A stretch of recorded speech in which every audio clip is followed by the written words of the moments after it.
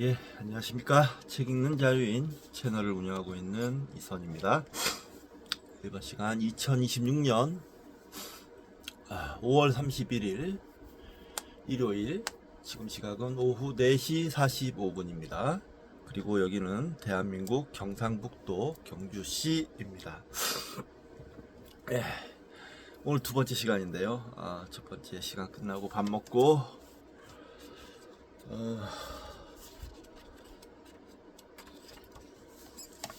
잤습니다. 한숨. 지금 아직도 여전히 약간 무기력함에 빠져 있는데요. 이유가 아무래도 날씨 영향이 좀 큰 것 같아요. 날씨가 지금 34도, 오늘 34도가 넘어가는 때양볕 십니다. 집 밖에 한 걸음도 나가기 싫은데, 그래도 이제 좀 집에서 이렇게 맹한히 있는 것보다는 돌아다니는 게 나은데, 차 스타리아 신청해 놓은 게 아직 소식은 없고, 아마 전반기에는 힘들 것 같고 하반기에나 될 것 같은데, 그때 되면 좀 이렇게 주말에 쉬는 주말에 좀 야외로 나가야 될 것 같아요. 억지로라도. 이렇게 집에만 있으니까 오히려 더 좀 뭔가 좀 무기력하게, 쉽게 무기력해지고 활력이 좀 사라지는 것 같은데, 그래야 될 것 같습니다. 아주 여기 가까운 데라도 가면 음, 아주 산 깊고 깊숙이 갈 수 있거든요. 그런 데라도 가가지고 좋은 데 찾아서 에어컨 차에서 빵빵하게 틀어놓고 책 읽으면서 정전히 산책도 시켜주고, 이런 식으로 좀 부지런히 살아야 될 것 같습니다. 반성이 되는데 지금 약간 횡설수설하는 것 같기도 하고. 자, 그렇습니다. 오늘 이번 시간은 빅뱅 어제가 없는 오늘 두 번째 시간 할 텐데요. 지금 첫 번째 1장은 읽었는데, 확실히 이 과학사를 전공한 출판인 이어서 그런지 글이 상당히 잘 쓰는 것 같아요. 글이 좋은 것 같습니다. 잘 읽히고 아주 과학 커뮤니케이터로서 활동을 많이 하신 내공 같은 게 느껴지네요. 자, 이번 시간 2장 시작하기 전에 책 한 권 소개시켜 드리도록 하겠습니다. 자, 홀로그램 우주. 이게 조금 이런 책이 좀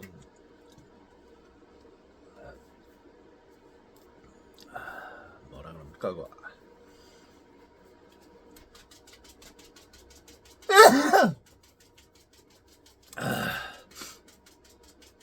신비스러운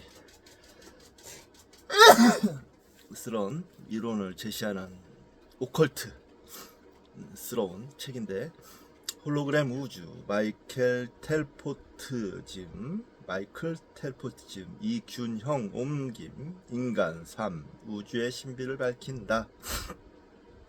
정신세계사에서 나왔습니다. 이 정신세계사는 이런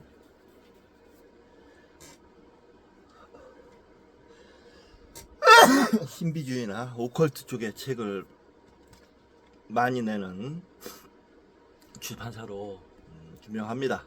마이클 텔포트는 1953년 미시간주 그랜드 래피즈에서 태어났으며 현재 뉴욕에 살고 있다. 그는 신비주의와 새로운 물리학, 양자를 넘어서 당신의 전생, 환생 핸드북 외 소설 3권을 썼다.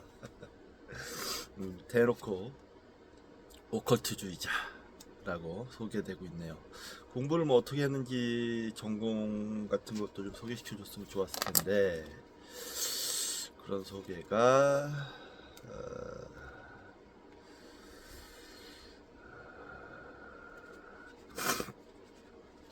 없고 다만 저기 알라딘 책 속에서 굉장히 오컬트 쪽에 관심이 많은 사람들이 이 책을 좋게 평가하더라고요. 그래서 저도 지금 마치 우주를 공부하고 있는 차에 이런 책도 좀 언제 읽을지 모르겠지만 사놓으면 좋을 것 같다라는 생각을 합니다. 옴기니 이균형은 연세대 공대를 졸업하고 한국 IBM에서 시스템 엔지니어로 일하다가 삶을 전환. 지금은 경주 근교에서 경주 근교면 여기서 아주 가깝겠네요. 해외의 정신세계 서적들을 번역 소개하고 의식 공학적 자아 탐사 프로그램인 아바타 코스를 안내하며 살고 있다. 번역서로는 인도 명상기행, 스트로폴로스의 마법사, 사람은 늙지 않는다, 직관의 테크닉 등 10여 권이 있다. 근데 책이 좀 오래됐어요. 1999년 9월 30일에 처음 펴냈다라고 되어 있네요. 꽤 상당히 오래된 책이네요. 책 상태는 아주 양호합니다. 이런 걸 봐서 누가 읽지 않은 책이다 라는 걸 알 수 있죠. 제 책을 이제 매번 소개시켜드리면서 많은 책을 산 걸 여러분들도 아실 텐데, 이제는 책을 이제 좀 안 살까 합니다. 왜냐하면 웬만한 책을 다 샀어요. 물론 찾아보면 나오죠. 사고 싶은 책들이 나오겠지만 이제는 크게 뭐랄까 정신을 좀 차리자. 예? 자꾸 지르고 책 사는데 뭐 읽는 속도가 굉장히 느린데 자꾸 책만 사재 끼워가지고 좀 반성을 했습니다. 이제 책은 조금 이미 많이 있으니까 어디 놓을 자리도 없어요, 책을.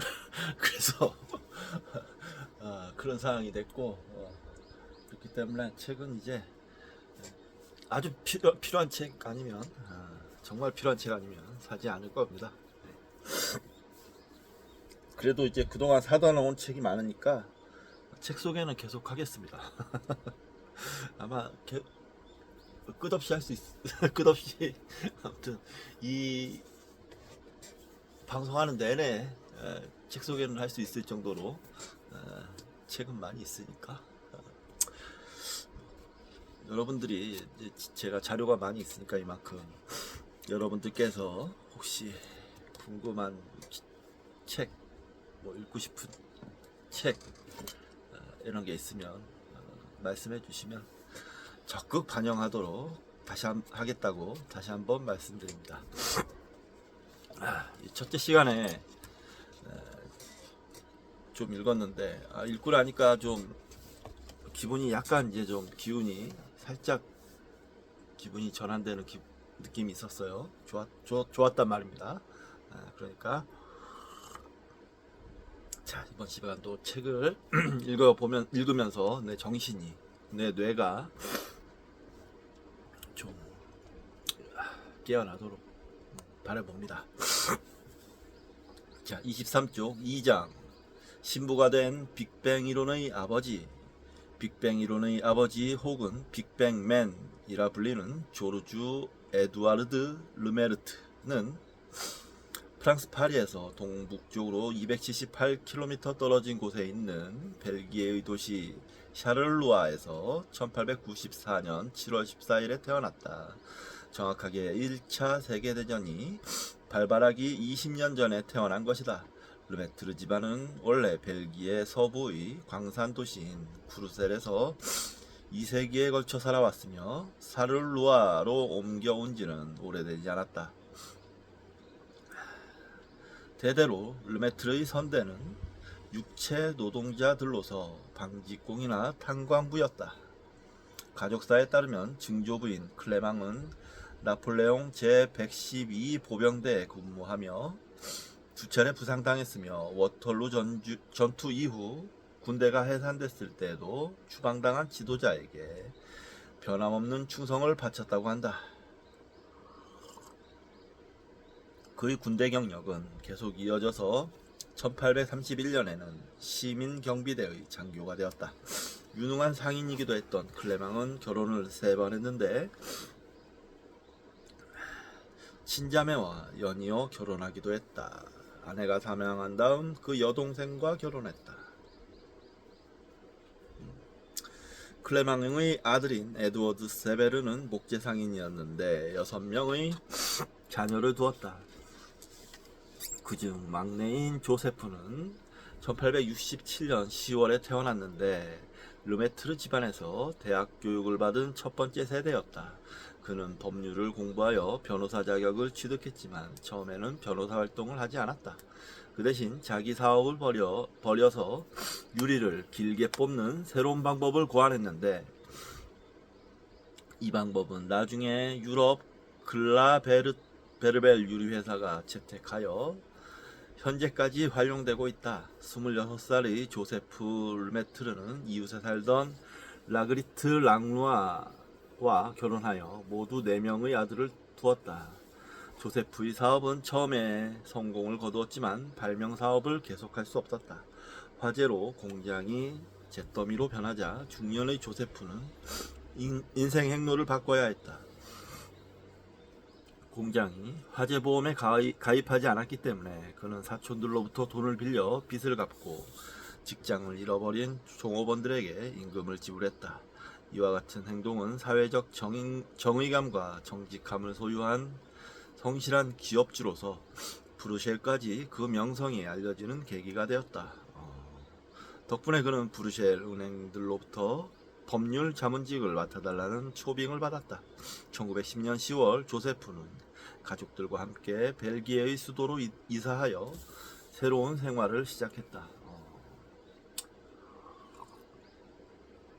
이 사건으로 보건대 아버지께서 아주 정직하신 분인 것 같습니다. 정의롭고 정직한 그런 행동을 할 줄 아시는 분이신 것 같아요. 이쯤 조세프 르메트르의 큰아들인 조르주는 이미 신학에 관심을 가지고 있었고 수학에도 재능을 나타냈다. 부모는 독실한 가톨릭 신자였기 때문에 아들의 이러한 태도에 실망하지 않았다. 또한 그들은 아들의 장래와 관련된 어떤 결정을 내릴 때 아들을 부추기거나 의욕을 꺾어버리는 말을 하지 않았다.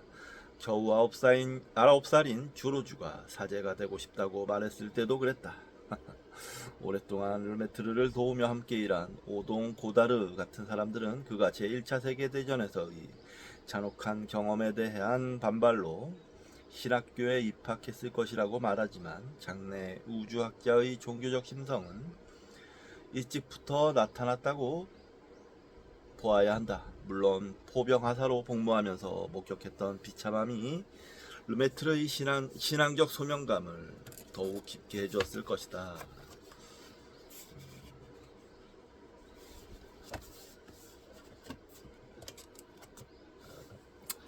1차 세계대전이 아주 참혹했죠.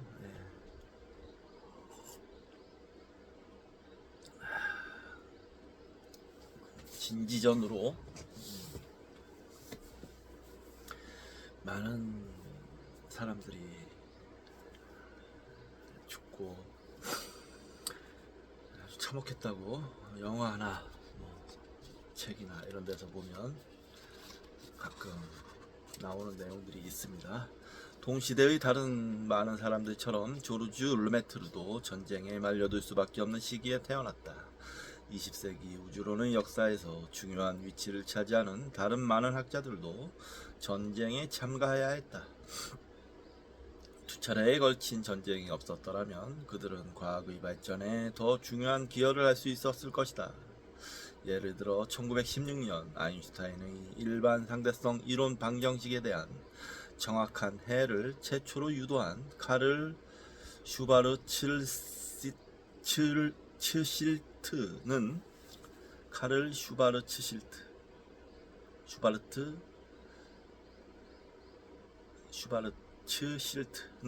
동부전선에서 돌아온 직후 전쟁 관련 질환으로 사망했다.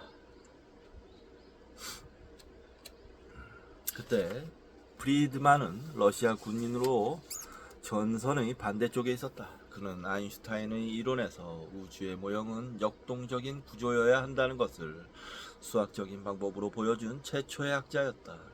프리드만 역시 전쟁 중에 겪은 고통으로 건강이 나빠져 많은 고생을 했다.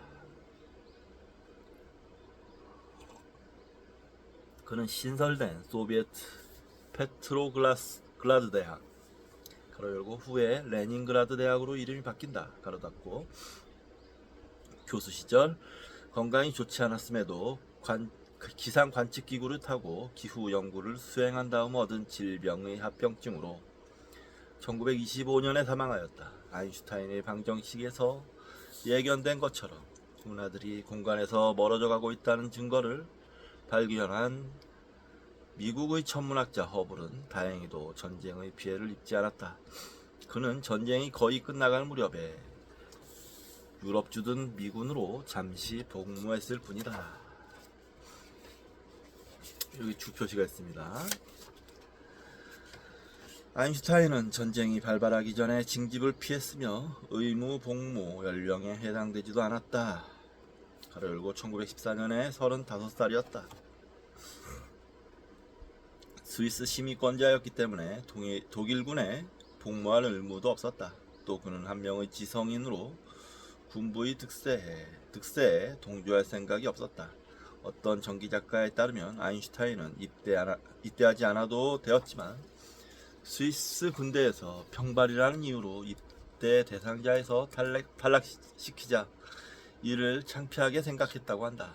아인슈타인의 일반 상대성 이론 연구에 있어 1915년은 매우 중요한 해였다. 그리고 그 일반 상대성 이론은 현대 우주학의 탄생에 매우 큰 기여를 했다. 만약 아인슈타인이 군 입대로 인해 자신의 연구를 완성하지 못했다면 20세기에 이룩된 과학 발전은 상상할 수도 없었을 것이다. 글쎄요, 저는 좀 다르게 생각합니다. 아인슈타인이 못했다면 다른 누군가가 했을 거라고 생각을 해요. 그때 당시에 이미 아인슈타인과 비슷한 이론의 논문을 발표했던 사람이 있었다고 하죠. 인도 사람이라고 알고 있는데 이름은 기억이 나지 않고, 아인슈타인이 못했다면 조금 늦어졌겠지만 다른 어떤 사람이 했을 겁니다.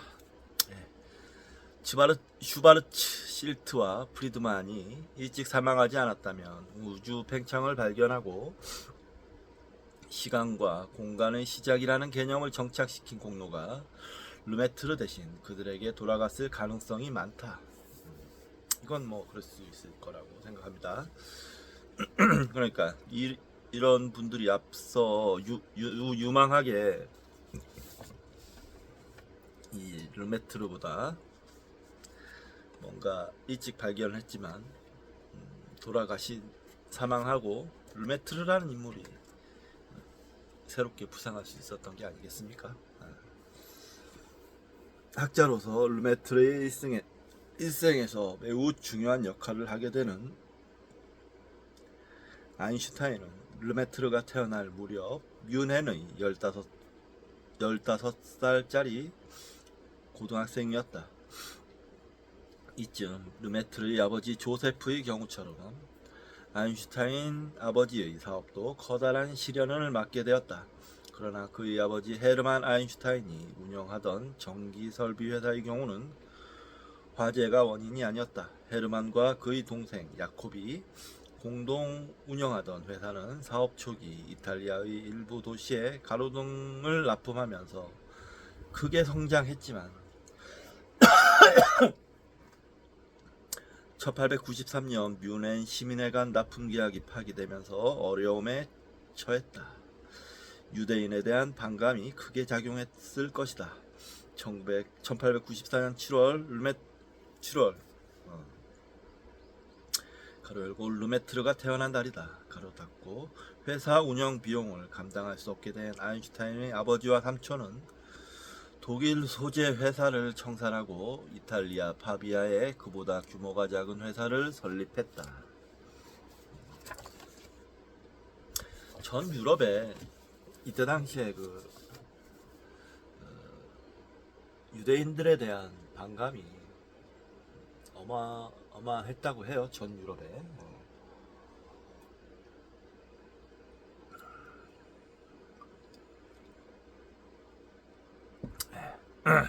아인슈타인은 곧바로 이탈리아로 가지 않고 학업을 마칠 때까지 3년간 뮌헨에 더 머무르기로 결정했다. 그러나 가족에 대한 그리움과 학교 교사들 가로 열고 아인슈타인은 그들을 장교들이라고 불렀다. 가로 닫고 교사들에 대한 혐오감 때문에 뮌헨을 떠날 기회가 찾아오자 그는 이를 기꺼이 받아들였다. 엄격한 그리스어 교사였던 디겐 하르트 박사가 아인슈타인에게 다른 학교에 가서 공부하는 편이 좋겠다고 말한 것이다. 아인슈타인이 1894년 크리스마스 방학에 집으로 돌아오자 가족들은 모두 놀라며 걱정스러워했다. 한편 이때는 20세기로의 전환기였으며 르메트르가 자신의 전 생애를 바치게 되는 가톨릭 교회도 영적인 쇄신을 추진하고 있었다. 로마 교황청은 이전까지 유럽 국가들과 한 세기 동안 대립해왔다. 하지만 교황 레오 13세는 전임자들, 특히 직전 교황이었던 비오 9세 때보다 교회가 현대사회에 훨씬 더 유연한 태도를 취하도록 이끌었다.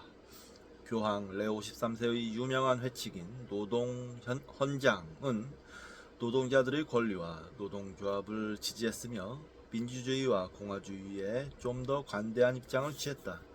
또한 교황은 자연과학, 특히 천문학과 철학에 새롭고 예리한 관심을 보였다.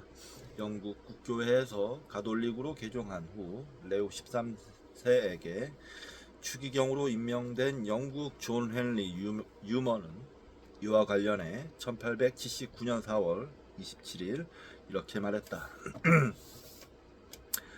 유머는 자신이 이상한 시대에 살고 있다고 말했다. 그 자신은 가톨릭 교회와 그 가르침이 신으로부터 직접 나왔다는데 일말의 의심도 가지고 있지 않았다. 그러나 그는 신의 뜻에 어긋나며 신앙적으로 편협한 일부 영역에 있는 것도 명백히 보았다. 즉위한 레오 13세는 이러한 문제에 대해 다음과 같이 대답했다. 편협함에서 벗어나라.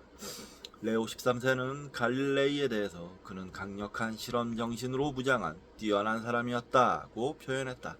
이러한 교황에게 자연과학자들 가로 열고 이탈리아의 볼타, 스웨덴의 린네, 영국의 패러데이 가로 닫고는 매우 뛰어나며 숭고한 위치에 도달한 사람이었다.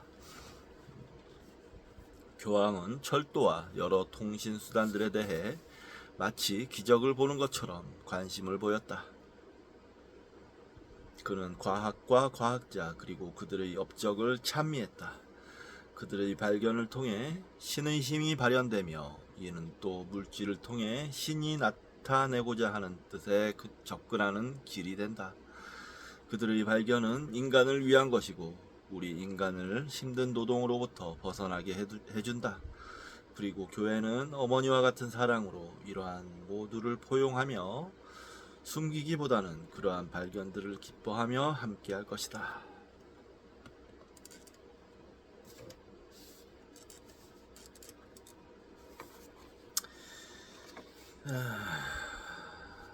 글쎄요, 여기서 그들의 발견은 인간을 위한 것이고 우리 인간을 힘든 노동으로부터 벗어나게 해준다 라고 했는데 진짜 그런지 의문이 들죠. 왠지 과학 기술이 발전할수록 노동이 더 많아지는 것 같고 모르겠습니다. 이게 또 그게 꼭 인간만을 위한 것 같지도 않고 이 흐름을 보면 궁극적으로 어디로 가는지도 모르겠고 솔직히 과학기술이 발전하면 할수록 뭔가 인류의 멸망을 더 걱정하는 처지가 되고 있지 않습니까? 그런 상황에서도 과학 발전은 멈추지 않고 계속 오히려 가속해 가면서 굴러가고 있다는 게 저는 아이러니라고 생각합니다. 어떤 세상이 올지 잘 모르겠고 저 또한 그런 흐름에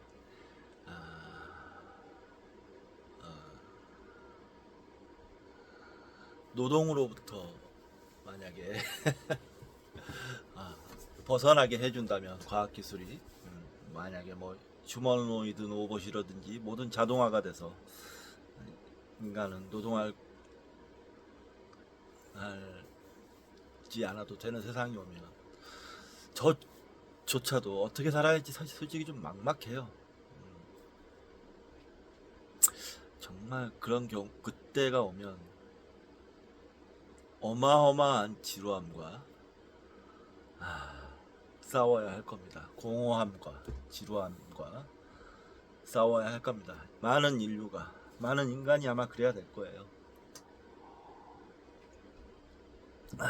그 지루하고 공허한 시간을 죽음에 이를 때까지 어떻게 보내느냐에 대한 고민을 해야 할 겁니다. 지금부터 해야 됩니다. 사실은 이미 늦었을지도 모르고 저는 그 방향을 공부와 여행으로 잡았는데 그래서 공부도 어쩌면 제 평생의 공허함을 채우기 위한 일일지도 모르고 여행도 마찬가지로 무기력함을 달래기 위한 방편일 수도 있을 것 같습니다. 여러분들 좀 생각해 보셨나요? 만약에 내가 전혀 노동을 하지 않아도 되는 그런 입장이 된다면 삶을 어떻게 살 것인가? 하루 종일 누워만 있을 건가요? 정말 괴롭습니다, 그거. 그럼 하루 종일 뭘 해야 될지 생각을 해보셨는지 묻고 싶습니다. 중요한 질문이라고 생각해요.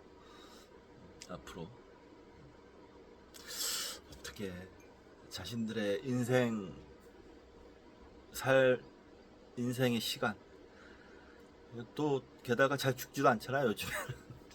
뭐 100세 시대니 여전히 이러는데 하긴 점점 수명도 늘고 있고 이런 상황에서 그 긴 시간을 어떻게 채울 것인지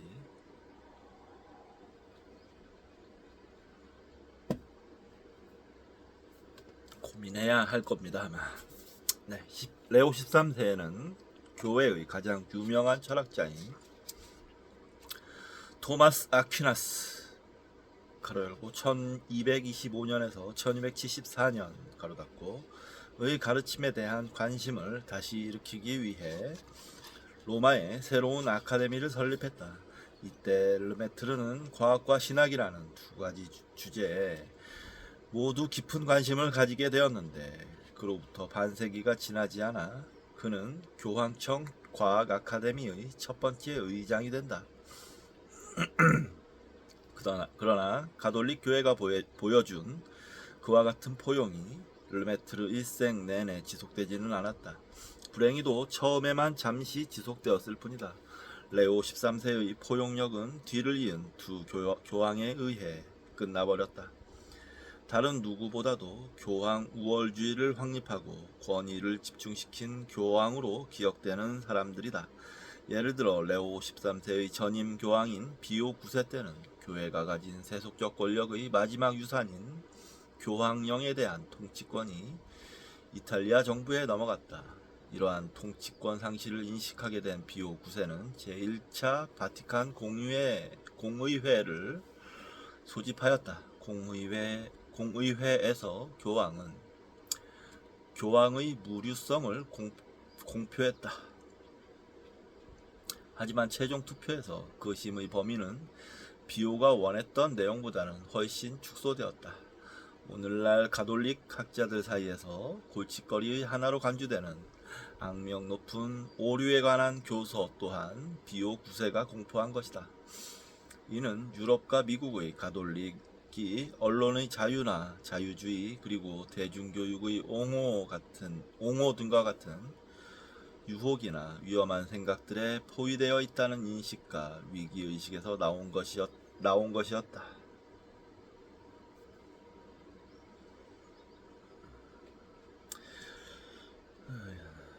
이때만 해도 민주주의는 권력자들이 보기에는 위험한 것으로 간주되었나 봅니다. 아직 그 잔재가 남아있죠. 레오 13세에 이어 교황이 된 비오 10세는 나중에 성인으로 추대되지만 현대화를 더 심하게 비판했다. 그는 가톨릭 역사학자들과 유럽의 지성인들이 자유주의적 경향에 휩쓸려 버린 것 같다고 비난했다.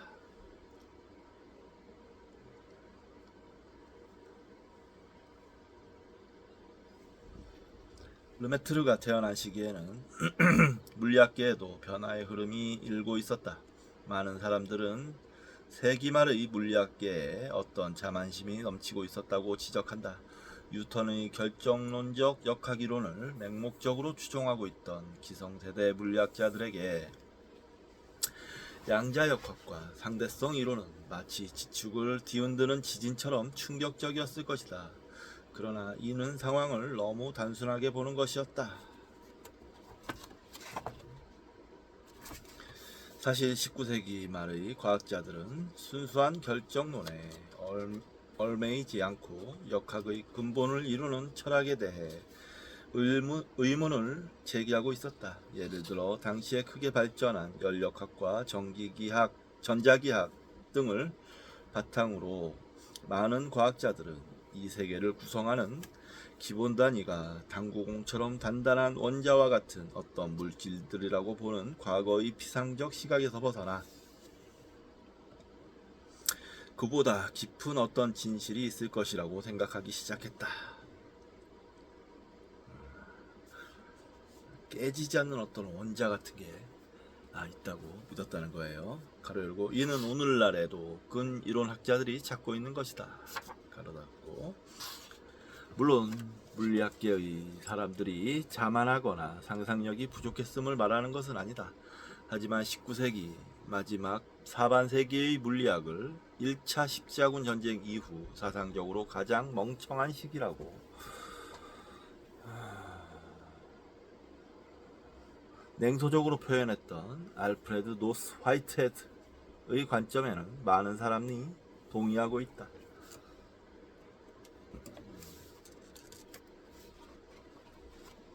화이트헤드가 그런 얘기를 했군요. 상황이 어떠했건 1890년경 흑체의 문제를 연구하던 막스 플랑크는 최초로 양자 물리학적인 관찰을 했다. 당시 천문학에서 에테르의 실제 존재 여부나 수성의 근일점 이동 문제는 고전적인 물리학으로는 엄밀하게 설명할 수 없었다. 그러나 어떤 근본적 원리를 이용해 이 문제가 풀릴 수 있다고 생각하고 있었다. 19세기 말의 물리학계가 자만심에 차 있었다는 것은 다소 과장되게 들린다 하더라도 당시 유럽 국가들 사이에 전쟁의 기운이 가득 차 있었다는 것만큼은 결코 과장된 것이 아니었다. 실제로 불과 몇 년 후 유럽 전체를 파괴하는 전쟁이 발발했기 때문이다. 1914년 6월 28일 오스트리아의 황태자 페르디난트 대공의 암살을 계기로 잔뜩 팽배했던 긴장이 전쟁의 불꽃으로 이어졌다. 제국주의적 야심에 불타던 독일과 그 동맹국인 오스트리아 헝가리 제국이 한편에 서고 간섭 국가들이라 불렀던 영국, 프랑스, 러시아가 다른 한편을 이루었다. 이러한 상황에서 군대를 반대하는 아인슈타인 등 많은 평화주의자들은 자신들을 향한 적개심이 커져감을 느꼈다. 로주 장학생으로 영국에 와 있던 젊은 허블은 비록 전장에서 멀리 떨어진 미국인이었지만 1911년 독일 가로 열고 그가 매우 좋아하던 국가였다. 가로 닫고 를 방문하던 중 미묘한 민족주의 정서를 감지하고는 전 세계적인 전쟁이 곧 발발할 것임을 직감했다. 르메트르가 학업을 마친 때는 전쟁이 터지기 10년 전이었다.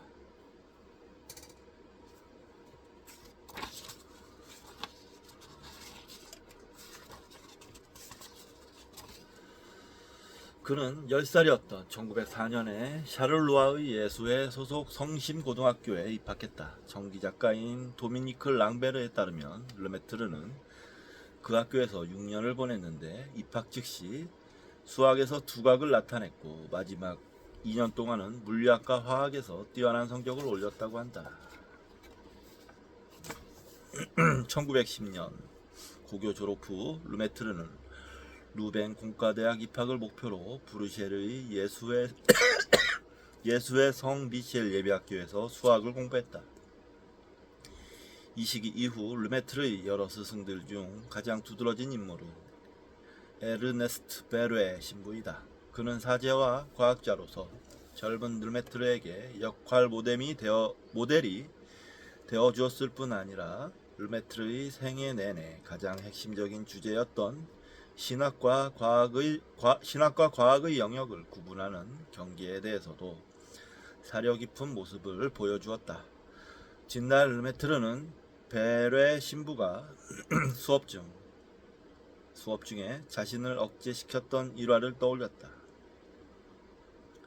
젊은 르메트르가 창세기의 특정 구절이 과학의 발전을 예견한 것처럼 상상하고 흥분되어 말하자 교수이자 늙은 사제인 그는 르메트르에게 충동을 억눌러야 한다고 충고했다. 그는 제자가 보이는 순진한 열정을 애써 못 본 채 하며 이렇게 말했다. 인용입니다. 어떤 연관이 존재한다면 그것은 우연의 일치일 뿐 아무런 중요성도 없다. 그리고 만약 자네가 그 존재를 내게 증명해야 한다면 불행한 일이 될 것이다. 그것은 생각 없는 많은 사람들에게 성서가 오류 없는 과학을 가르친다고 믿게 하는 행동에 지나지 않는다. 많은 예언자들 중 한 명이 우연히 과학적으로 정확한 추측을 했다고 말하는 것이 우리가 할 수 있는 전부일 것이다. 아주 훌륭한 스승님을 두었네요. 이와 같은 매우 조심스러운 충고는 르메트르에게 평생 동안 각인되었다. 예를 들어 그는 그로부터 수십 년 후 작은 파문을 몰고 온 교황 비오 12세의 발언에 대해 교황이 자신의 빅뱅 이론을 자신의 의도보다 확대 해석한 것으로 생각했다. 주표시가 있습니다. 보겠습니다. 르메트르의 배경과 그의 특수성에 대한 무지와 몰예로 말미암아 현재에도 대중들은 그의 업적을 고리타분한 색안경을 통해 바라보는 경향이 있다. 댄 브라운의 천사와 악마에 이와 같은 생각이 가장 극적으로 표현되어 있다. 그 책에서는 르메트르가 1927년에 과학과 신앙을 구체적으로 통일할 계획에서 빅뱅 이론을 제시하는 수도사로 그려진다.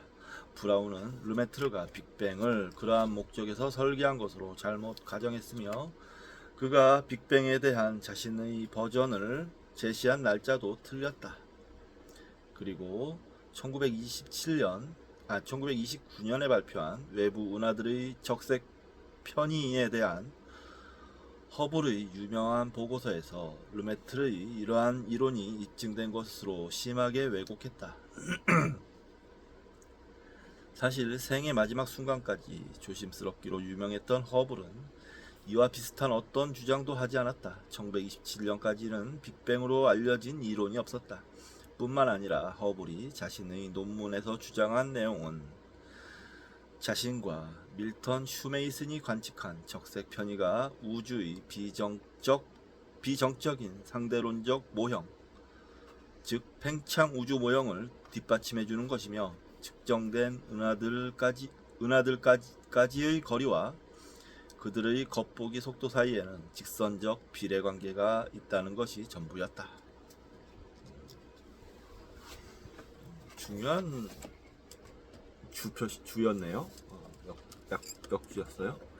천사와 악매에서 르메트르를 좀 오해했군요.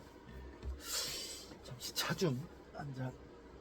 날씨가 너무 더워서 에어컨도 또 다시 틀어야 될 것 같거든요. 차 좀 한 잔 타오겠습니다.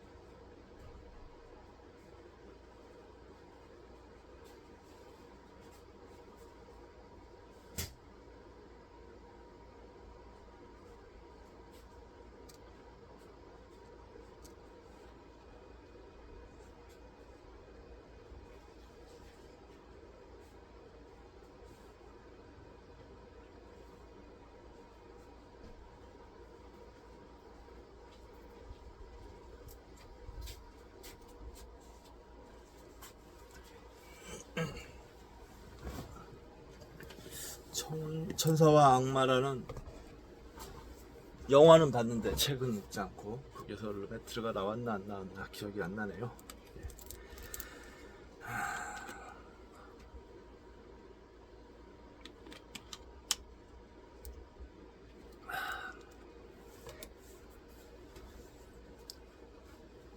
1911년 대학에 입학한 르메트르는 전공으로 공학을 선택했다.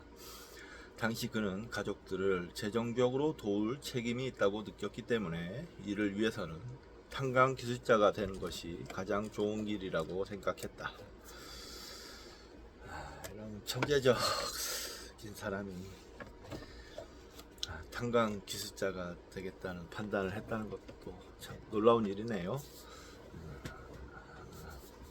그러나 졸업할 때가 되자 주위 사람들 모두가 그의 탁월한 수학적, 물리적 재능을 보며 탄광 기술자로 살아가기에는 아깝다는 생각을 하게 되었다. 하지만 르메트르 자신은 기술자의 길을 계속 걸어갔다. 그러나 이때 전쟁이 터졌고 1차 세계대전은 르메트르의 인생 행로를 송두리째 바꿔놓았다.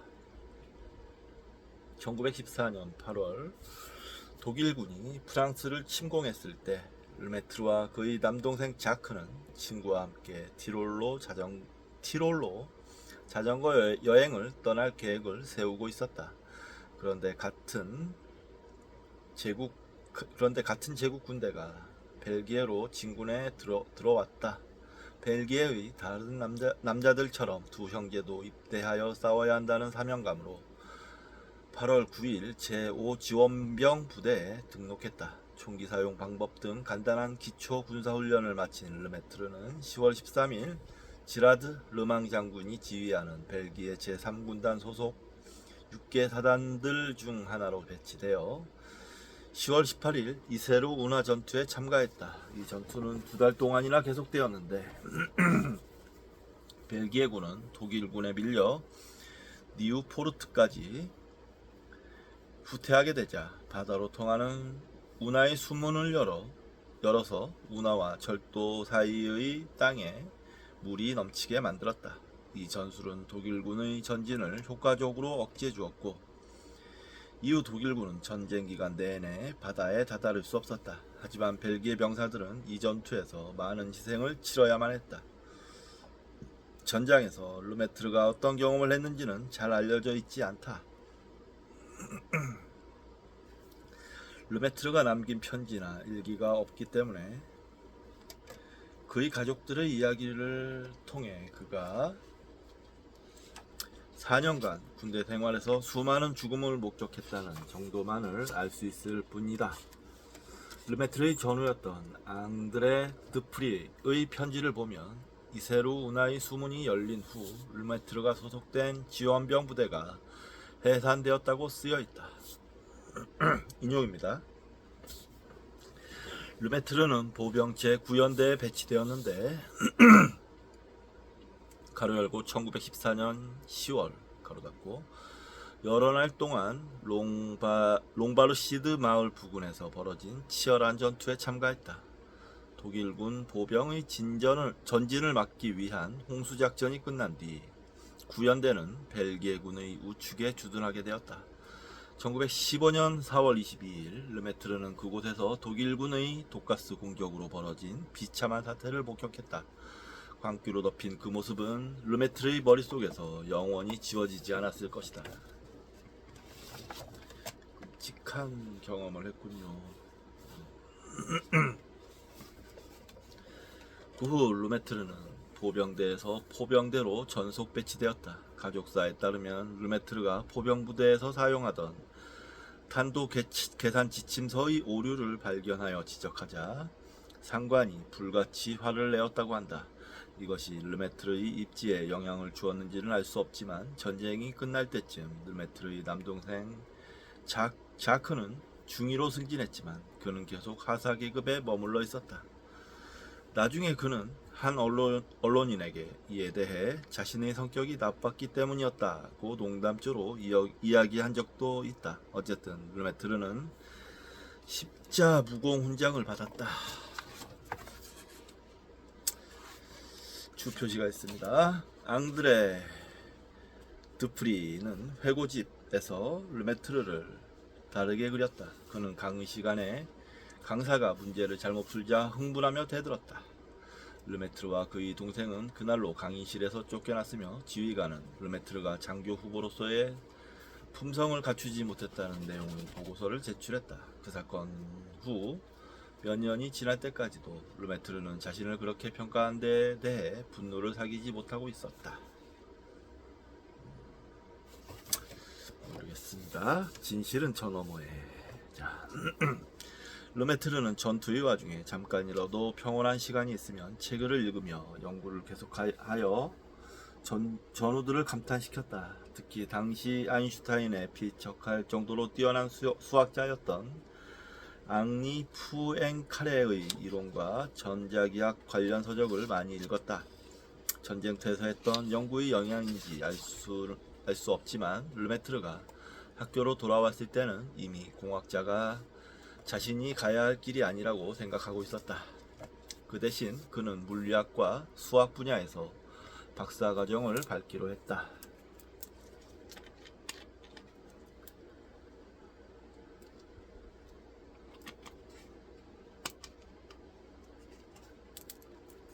박사학위 취득의 첫 번째 단계로 1919년 루뱅 가톨릭 대학에서 수학과 과학 분야 논문 제출 자격 시험을 통과했다. 르메트르의 논문 주제는 실질 변수들의 함수에서 분사치에 관한 것으로 당시 벨기에에서 가장 존경받는 수학자였던 샤를 드라 바레 푸생이 논문을 지도했다. 그는 1920년 최후 등으로 박사학위를 취득했으며 이때 토마스 아퀴나스의 철학으로 학사학위도 받았다. 그와 동시에 르메트르는 성직에 종사하기로 결심하고 1920년 10월 성 롬바우트 신학교의 신학생이 되었다. 롬바우트 신학교는 말린 대교구에서 운영하는 정규 신학교의 분교로 교구장 대주교는 메르시의 추기경이었으며 그는 이 젊은 물리학자의 정신적 스승이며 후원자가 되었다. 르메트르가 신학교에 들어가기 전 메르시의 추기경을 메르시의 추기경을 만났을 때 그는 추기경의 뛰어난 품성이 성직자로서 자신이 가는 길에 커다란 힘을 줄 뿐만 아니라 당시 과학계의 화두가 되고 있던 상대성 이론에 대한 관심도 북돋워 줄 것이라고 생각했다. 신학교에서 르메르트는 신학 수업에 전념했다. 메르시의 추기경은 전쟁으로 중단되었던 신학생들의 공부를 빠르게 진행시키고자 했는데 르메트르에게는 좋은 일이었다.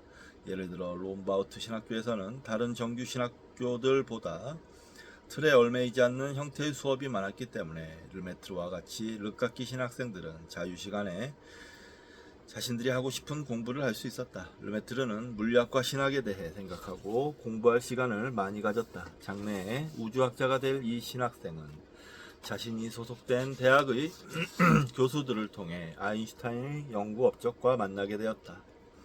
르메트르는 상대성 이론에 대한 정규 교육을 받지 못했는데 당시까지만 해도 상대성 이론이 아직 대학의 수업 과정에 포함되지 않았기 때문이다. 아인슈타인이 자신의 일반 상대성 이론을 완성한 지 몇 년밖에 지나지 않았던 시기였다. 그러나 르메트르는 기하학과 미분 방정식에 대해서는 이미 높은 수준으로 훈련되어 있었다. 그는 독학으로 텐서 미적분학을 공부하여 일반 상대성 이론을 완전히 흡수했는데 장에 관한 에딩턴의 초기 저서들을 이용했다. 르메트르는 일체 낭비하는 시간이 없이 이 새로운 관심 주제에 대해 연구했다. 1922년 그는 아인슈타인의 물리학이라는 짧은 논문을 썼는데 벨기에 정부에서 주는 해외 유학 장학금을 타기 위해 제출한 것이었다. 르메트르는 장학생으로 선정되어 영국 해협을 건너 1년간 영국 유학길에 올랐다. 그리고 그곳에서 자신에게 새로운 세상을 열어준 책의 저자를 만나게 되었다. 르메트르는 신학교에서 3년을 보낸 후 사제 서품을 받았다. 르메트르의 정기작가인 도미니크 랑베르는 르메트르가 신학, 특히 당시 가르쳤던 신스콜라주의 신학에서 뛰어난 재능을 보이지 않았다 하더라도 자신의 소명의식을 약화시키지 않고 지탱해 나갈 수 있었을 것이라고 적었다. 실제로 나중에 르메트르를 비판한 사람들 중 일부는 르메트르가 신학에서는 우수한 능력을 발휘하지 못했기 때문에 물리학에 큰 관심을 가졌을 것이라고 말하기도 했다. 그러나 르메트르에게 신학의 영적인 측면은 단지 정신적 부분에만 머무르지 않고 그 이상으로 중요했다. 르메트르가 상대성 이론에 관심을 갖기 시작한 초기에 과연 아인슈타인의 방정식이 진화하는 우주를 나타낸다고 생각했는지는 알 수 없다. 르메트르가 처음 세운 계획은 천문학뿐만 아니라 물리학의 새로운 분야도 함께 연구하는 것이었다. 하지만 처음부터 르메트르는 일반 상대성 이론을 적용한 실제 관찰 데이터에 관심을 가졌으며 2년간의 영국과 미국 유학을 마칠 때쯤에는 그의 일생에서 가장 중요한 일에 필요한 모든 영감들을 갖추었음이 분명하다. 그러나 1923년 르메트르가 사제 서품을 받고 영국에 건너갈 계획을 세울 때까지 진화하는 우주는 아직 미래의 일이었다. 상대성 이론이 출현하기 전의 아인슈타인 세대 학자들에게는 진화하는, 즉 동적인 우주라는 개념이 없었다. 1917년부터 아인슈타인은 자신의 방정식을 적용할 때 동적인 우주가 가능함을 인식하고 있었다. 그러나 그는 그와 같은 가능성과 마주하기를 원하지 않았는데 이는 그의 상대성 이론이 가진 진화적 특성이나 물리학적인 근본 의미를 생각할 때 이상한 일이었다. 상대성 이론에 근거하면 시간과 공간 모두에 탄력성이 요구됨에도 아인슈타인은 탄력성을 바로 그 우주로 확대하여 적용하기를 망설였다. 그는 지금까지 가져온 자신의 우주를 지키고 싶었다. 즉 정적이고 안정된 뉴턴의 장엄한 우주를 유지하고 싶었다. 그러나 아인슈타인은 이 문제를 깊이 파고들지 않았다. 앞에서도 보았듯이 일반 상대성 이론의 우주론적 의미에 대한 그의 논문이 발표된 지 몇 달도 지나지 않아 아인슈타인의 친구이자 연구 동료인 드 시터가 논문을 발표했다. 아인슈타인의 우주는 불안정할 뿐만 아니라 이론적으로는 아무것도 없이 빈 공간인 우주일 가능성이 있다는 의문을 제기한 논문이었다. 아인슈타인은 이와 같은 생각에 결사적으로 반대했다. 아인슈타인으로서는 공간 그 자체의 모양은 물질의 존재에 의해 영향을 받는 것이 그의 이론에서 근본이 되는 가정이므로 물질의 존재가 없는 공간은 있을 수 없었다. 두 사람의 주장은 물리학 학술지를 통해 몇 달간 계속되었다. 관심 있는 사람들에게 아인슈타인과 드 시터 사이의 논쟁은 몇 년 후 양자 물리학에서 아인슈타인과 닐스 보어가 논쟁을 벌이며 마지막 카드를 펼쳐볼 때보다 더 흥미롭게 느껴졌을 것이다. 아인슈타인은 프리드만이 우주상수를 0으로 설정할 수 있음을, 즉 우주상수가 없어도 됨을 증명하는 편지를 보내 왔을 때 더 심한 갈등에 시말렸다. 이는 자신의 방정식이 시간에 따라 팽창하거나 수축되는 반지름을 가진 우주를 시사할 수 있기 때문이었다.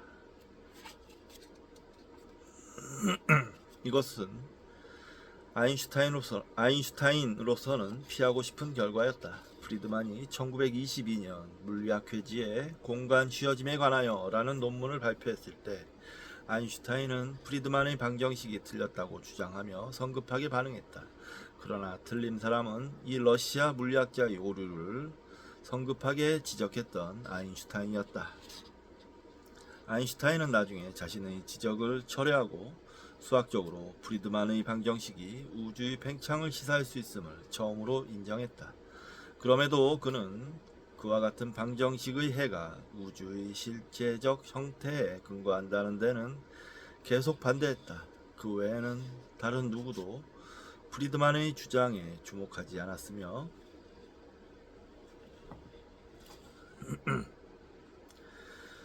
르메트르가 이와는 별도로 자신의 방정식을 만들어냈을 때 프리드만은 이미 사망한 후였다.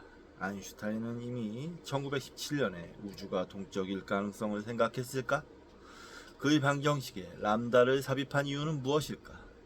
아인슈타인은 논문 일반 상대성 이론에 의한 우주론 고찰에서 이렇게 간단하게 언급했다.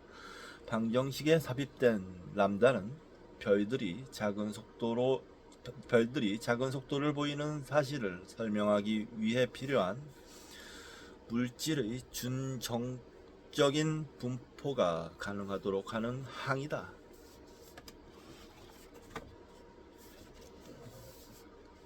아니면 그가 공간의 팽창 가능성을 인식하고는 이성을 잃었던 것일까?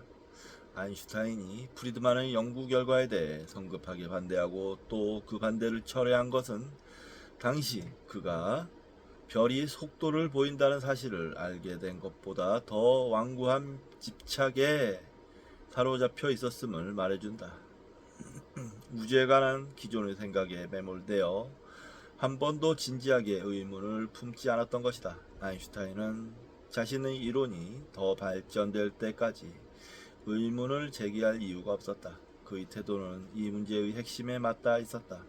즉 아인슈타인 세대의 사람들이 고요하고 정적인 우주라는 생각에 얼마나 집착하고 있었는지를 보여주는 것이다.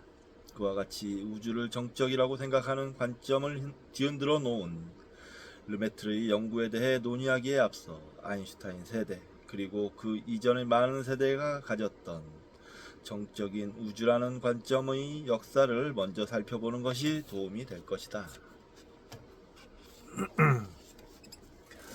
이때까지만 해도 우주는 딱 고정되어서 완벽한 형태로 이루어져 있다라고 믿었나 봅니다.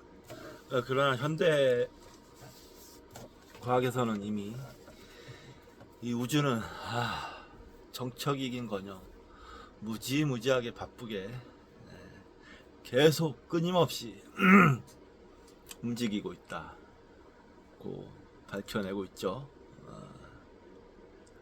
우리 지구만 해도 계속 자전과 엄청난 속도의 공전을 하고 있고, 이 태양계도 우리 은하계에서 엄청난 속도의 공전을 하고 있다고 밝혀져 있지 않습니까? 만물이 연기한다고 불교에서는 말했는데 변하지 않는 것은 없다라고. 이 우주 전체가 계속 변화하고 있는 겁니다. 계속 활동하고 있는 거예요. 동적인 우주. 이미 그건 밝혀진 사실이고요. 더 이제 또 어떤 사실들이 밝혀질지 흥미진진하게 우리는 지켜보면 될 것 같습니다. 머리 좋으신 분들이 연구를 열심히 하셔서 우리 대중들에게 많은 진실을 알려주시기를 바랍니다. 자, 이번 시간 여기서 마치도록 하겠습니다. 감사합니다.